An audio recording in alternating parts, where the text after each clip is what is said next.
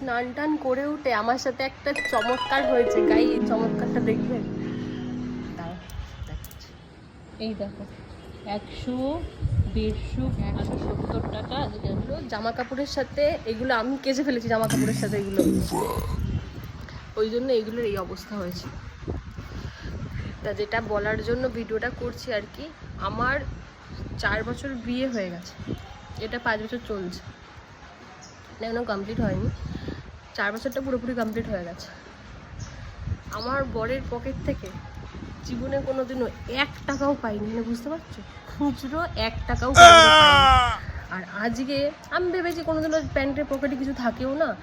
এবার আমরা ঘুরতে গেছিলাম, এসেছি ঘুরে টুরে এসে জামা প্যান্টগুলো সব রেখেছে কাচার জন্য, এসেছি আমি তো সব শুদ্ধ ভিজিয়ে দিয়েছি। আমি কি জানি, আমি কোনোদিনও পাইনি, আর ভেবেই নিয়েছি পাবো না কোনোদিন। Oh my god, সবকিছু।